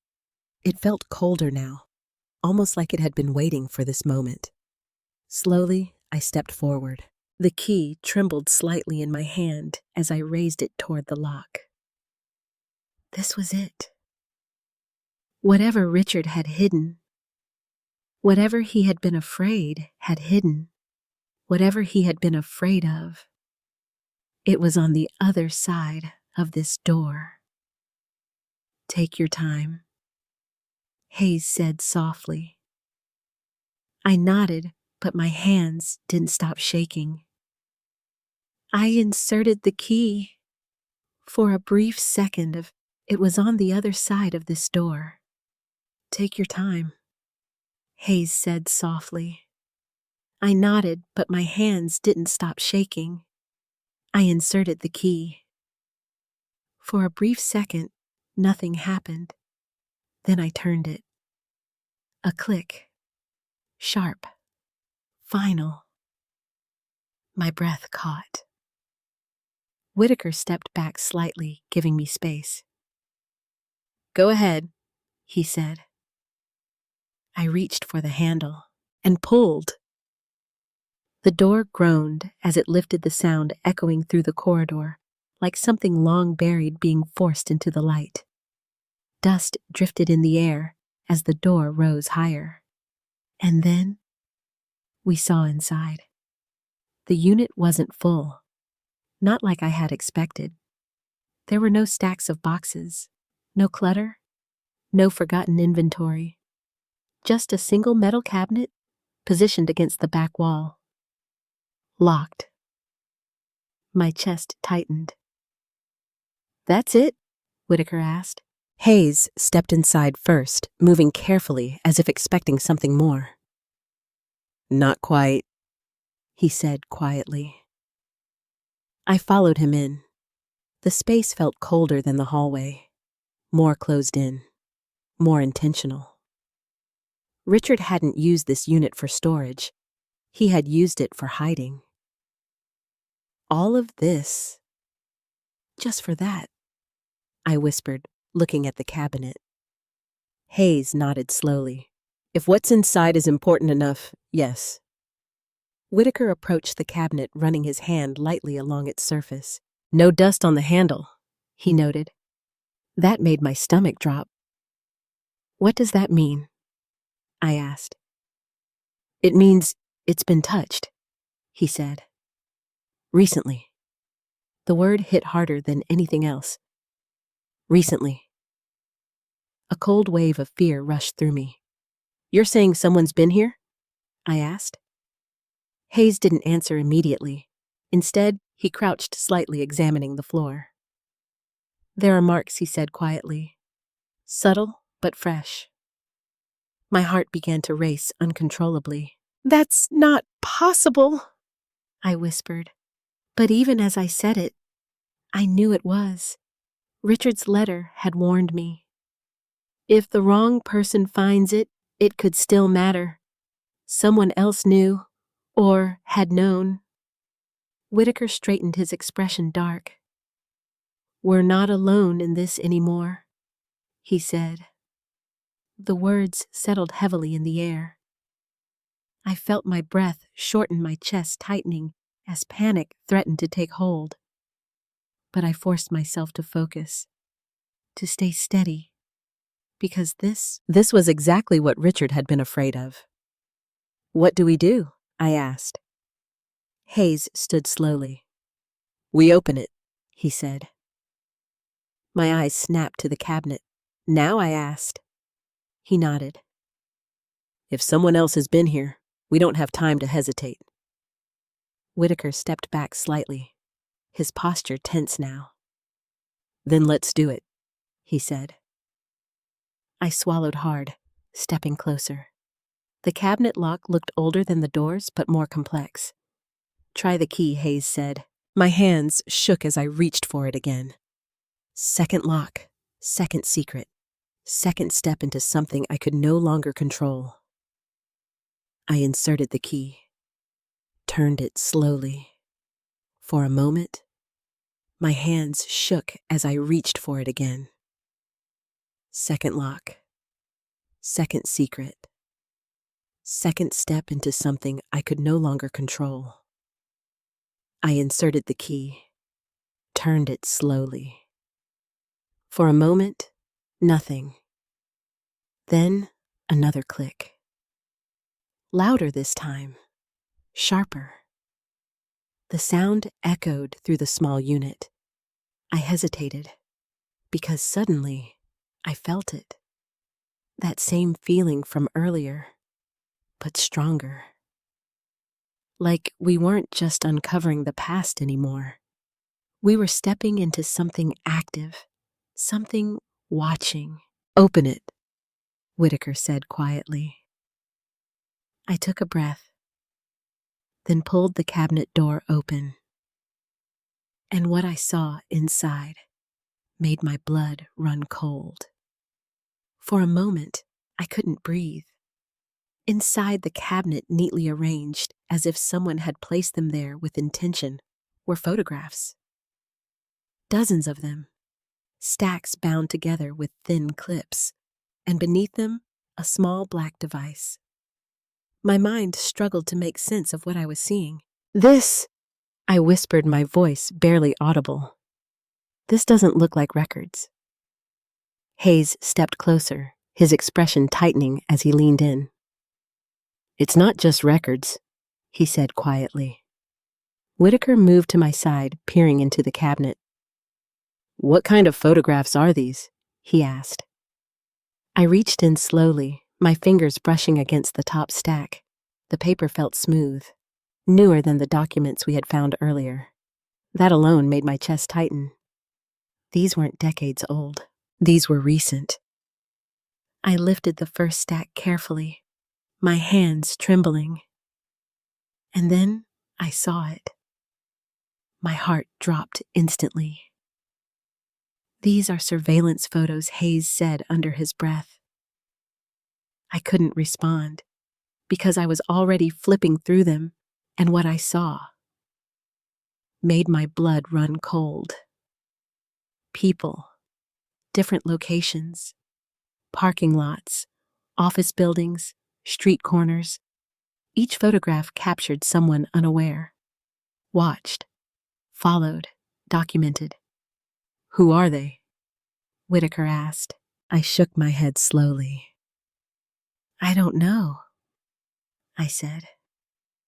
But something inside me told me that wasn't true.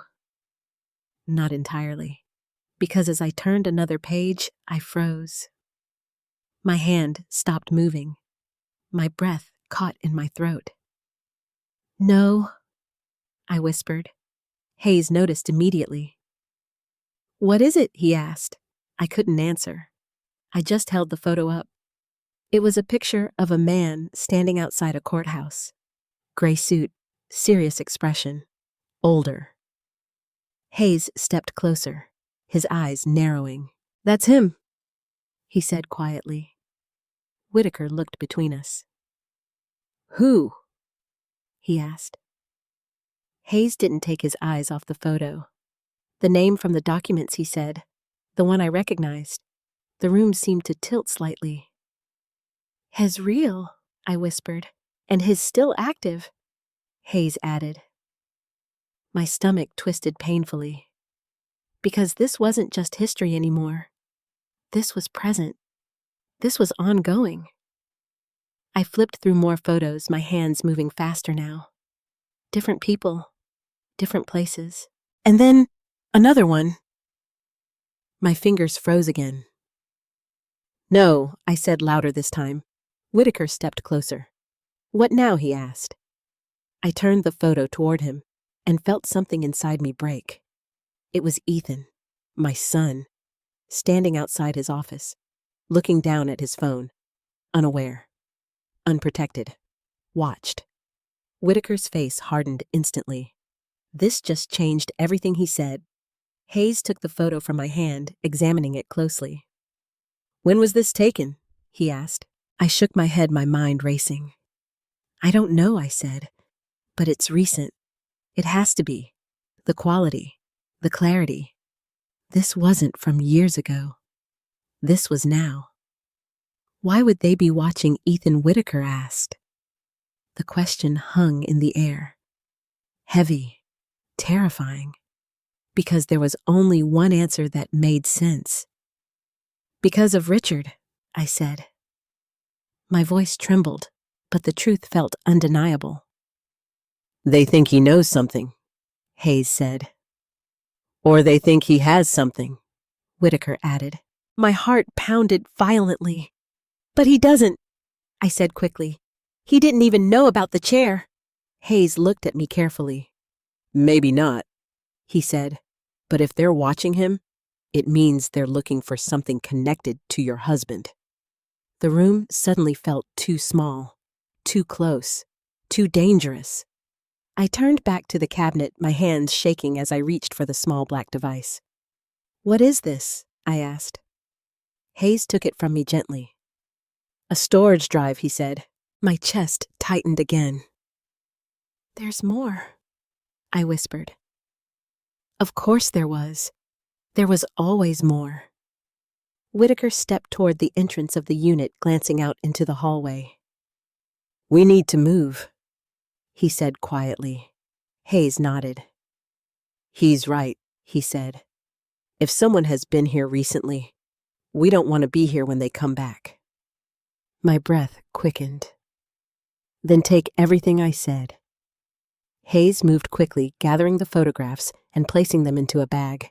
Whitaker kept watch near the door, his posture tense now.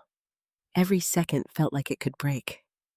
Like someone could step into the doorway at any moment. Watching us. Knowing. Caroline Hayes said, his voice steady but urgent. We need to go. I nodded, forcing myself to step back. But as I turned to leave, I hesitated.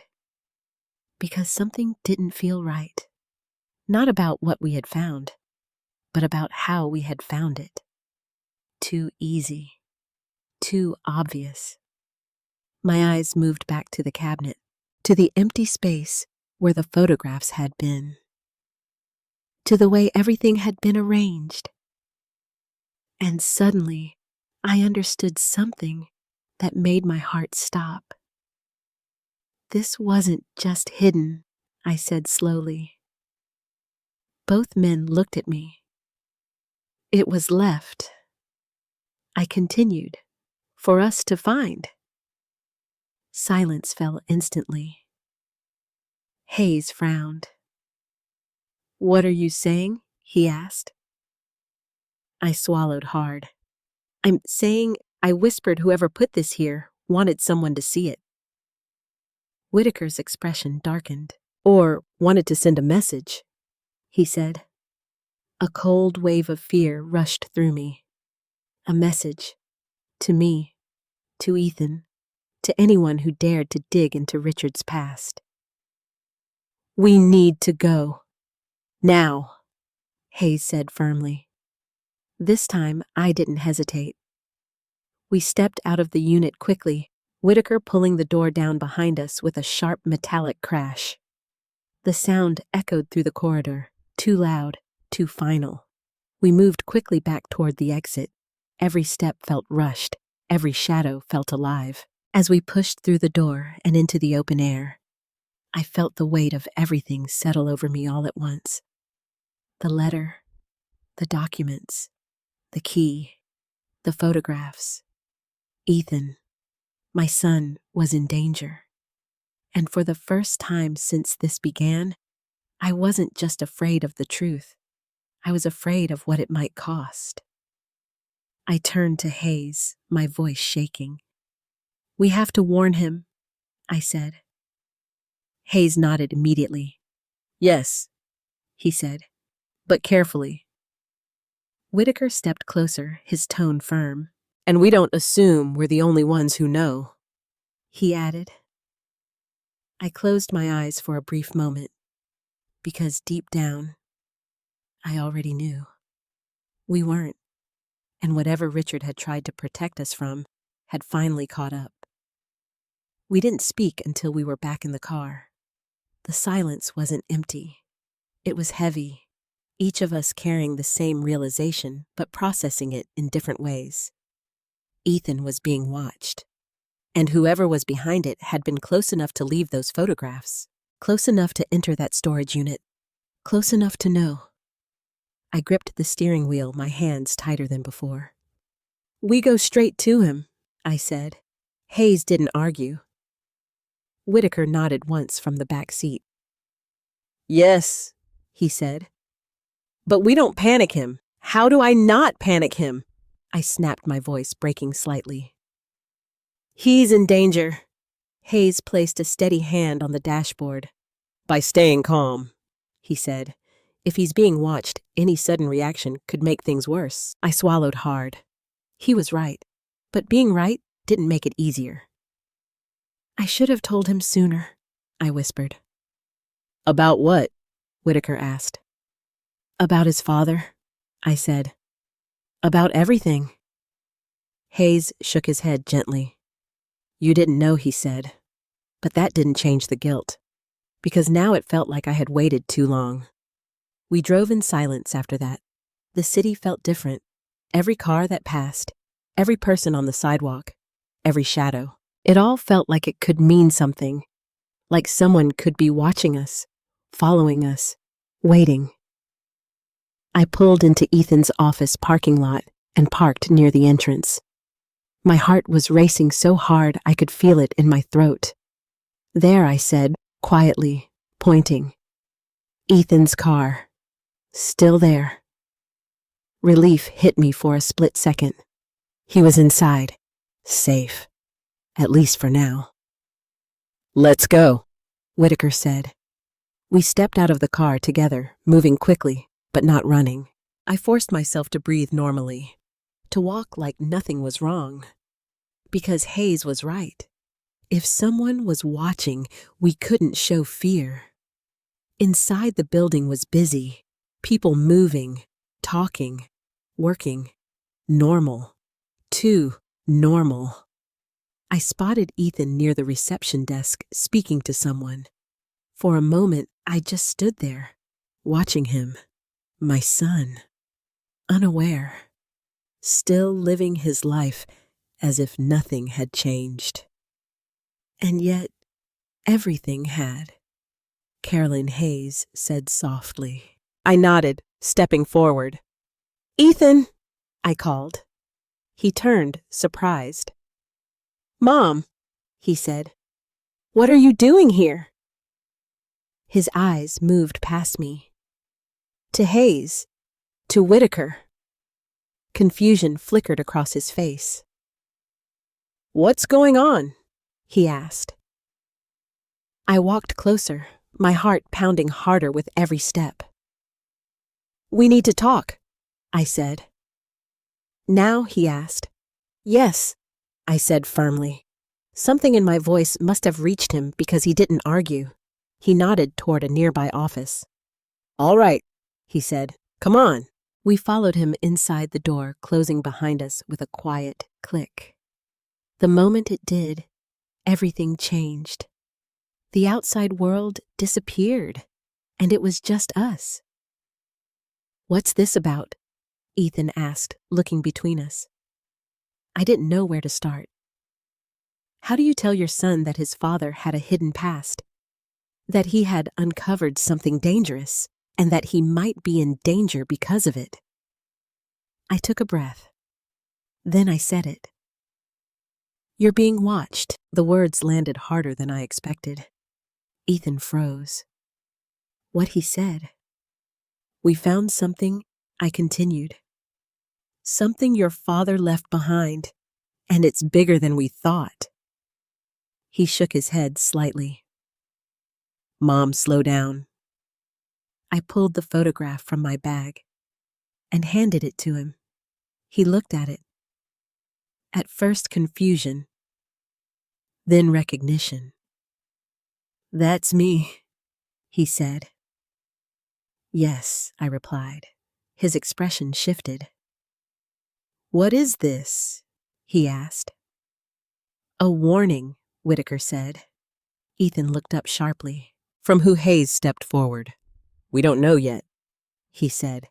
But we know this: whoever took that photo knew where you were, and they didn't want you to know they were there. Silence filled the room. Ethan looked back at the photo, his hand tightening slightly. "This isn't funny," he said. "It's not a joke," I said. He looked at me then, really looked, and something changed, because he saw it. The fear in my eyes, the truth. "What did Dad do?" he asked quietly. The question cut deeper than anything else, because this was the moment everything came together. I stepped closer. "Your father tried to protect us," I said, "but he got involved in something dangerous." Ethan didn't interrupt, didn't argue, he just listened. For years, he hid the truth. I continued, "And now we've found it." I placed the letter in his hands. He stared at it for a long moment before opening it, and as he began to read, I watched his face change. Shock, confusion, pain, realization, all of it, piece by piece. By the time he reached the end, he didn't look like the same person. He looked up at me slowly. "You knew?" he asked. I shook my head immediately. "No," I said. "I found out the same way you did." He swallowed hard, then looked down at the photograph again. "They think I have something," he said. "Yes," Hayes replied. "But I don't," Ethan insisted. "I know," I said quickly. "But they don't," Whitaker added. The silence that followed was different this time. Not confusion, not denial, understanding. Ethan leaned back slightly, running a hand through his hair. "So, what do we do?" The silence that followed was different this time. Not confusion, not denial, understanding. Ethan leaned back slightly, running a hand through his hair. "So, what do we do?" he asked. I looked at him, at the man he had become, at the boy he used to be, and for the first time in a long time, I didn't see distance. I saw fear, the same fear I felt. "We face it," I said. His eyes met mine, and slowly he nodded. Because now we weren't divided anymore. We were in this together. The room felt different after that, not just because of what had been said, but because of what had finally been understood. There was no more distance between us, no more quiet resentment, no more unspoken questions. Just the truth, and the danger that came with it. Ethan sat down slowly, the letter still in his hands. He didn't read it again, but he didn't let go of it either. It was as if holding on to it somehow connected him to his father in a way he hadn't realized he needed. "So all of this, he said quietly, "it's still happening." Hayes leaned against the edge of the desk, his posture steady but serious. "Yes," he said. "Or at least the people behind it are still active." Ethan nodded once, absorbing that. "And they think I'm part of it," he added. Whitaker spoke this time. "They don't know what you know," he said, "so they assume the worst." I stepped closer to Ethan, placing my hand gently on his shoulder. "We're not going to let anything happen to you," I said. He looked up at me, his expression softer than it had been in years. "I know," he said, and for the first time in a long time, I believed him. Hayes reached into his bag and pulled out the small black device we had taken from the storage unit. "There's something else," he said. Ethan looked at it. "What is that?" he asked. "A storage drive," Hayes replied.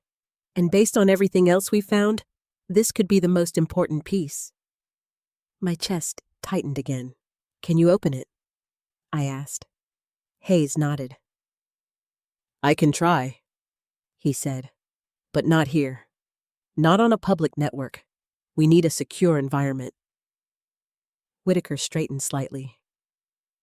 I have a private office, he said. Isolated system.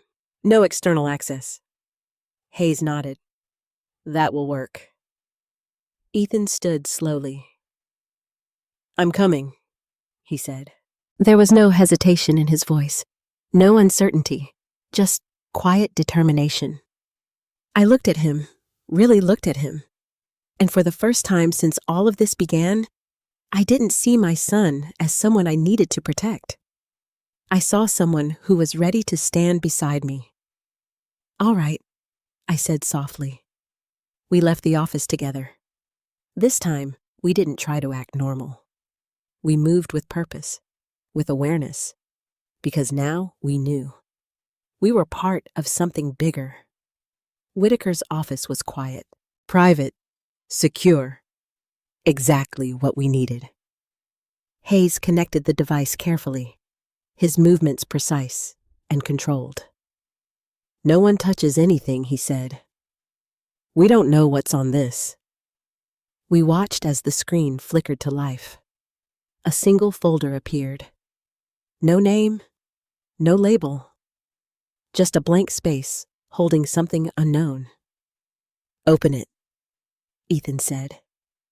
Hayes hesitated for only a moment, then clicked. The folder opened, and everything changed. Files, dozens of them, video, audio, documents, everything organized, everything intentional. This is everything, Hayes whispered.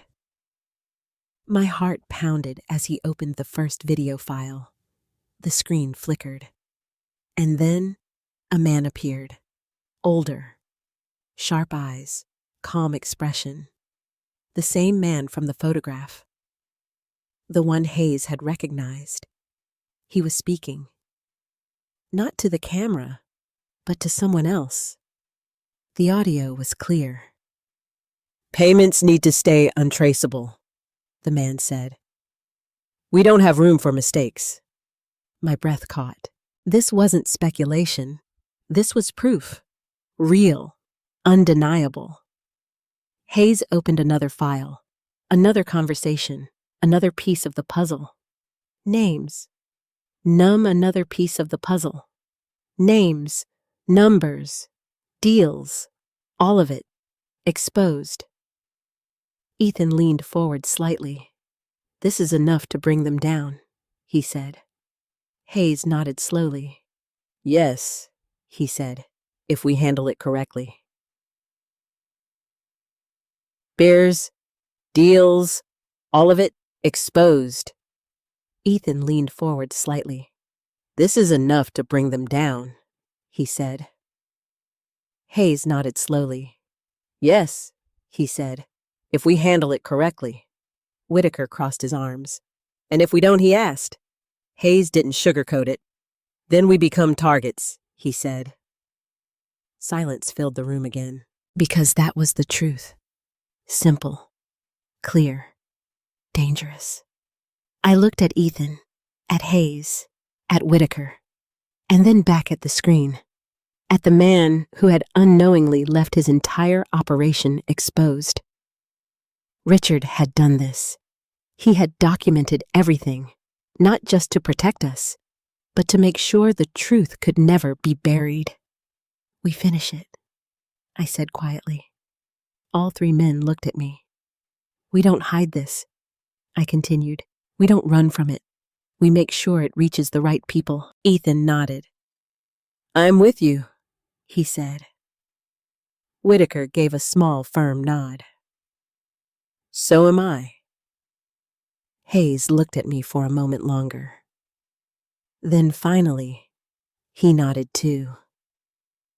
Then we do it the right way, he said. The plan came together quickly after that. Secure copies, legal channels, protection. Everything done carefully. Everything done right. And for the first time since this began, I felt something different. Not fear, not uncertainty, but purpose. Weeks passed, carefully, quietly, but steadily. The evidence was handed over, the case reopened, and one by one, the truth came out. Names that had been hidden, actions that had been buried, all of it brought into the light. And the man from the video, he was arrested. This time, there was no lack of evidence, no missing pieces, no escape, just the truth, and the consequences that followed. One evening, I sat in my living room. The rocking chair was back where it belonged, restored, whole, just like it should have been. Ethan sat across from me, quieter than usual. "You were right," he said softly, "about what I asked, about not walking away," he said. I smiled faintly. "It wasn't just me," I said. "We did this together." He nodded, then looked at the chair. "Dad would have wanted that," he said. I followed his gaze, and for the first time in a long time, I felt peace. Not because everything was perfect, but because the truth was no longer hidden, and because we had faced it together. The hardest truths are often the ones hidden in the quietest places. A chair, a letter, a memory we thought we understood. But life has a way of revealing things when we're finally ready to see them. What I learned through all of this is simple, but not easy. Silence doesn't protect us. It delays the moment we have to face the truth. Richard thought he was protecting us by carrying everything alone, and in some ways he did. But in the end, it was the truth he left behind that truly protected us. Because it gave us the chance to choose, to stand up, to face what was hidden, and to turn fear into strength. If there's something you're holding on to right now, something you're afraid to confront, ask yourself this: is the silence really protecting you? Or is it just postponing the moment you find your strength? I'd love to hear your thoughts. Have you ever discovered something about your family that changed everything? How did you handle it? Leave a comment and share your story, and if this journey touched you in any way. Don't forget to like and subscribe. You're not alone, and your voice matters more than you think. Sometimes the things we believe are meant to protect our family can quietly become the very walls that separate us. In this story, a simple rocking chair carried more than memories. It carried silence, fear, and a truth that had been hidden for years. Richard thought that by keeping everything to himself, he was shielding the people he loved from danger.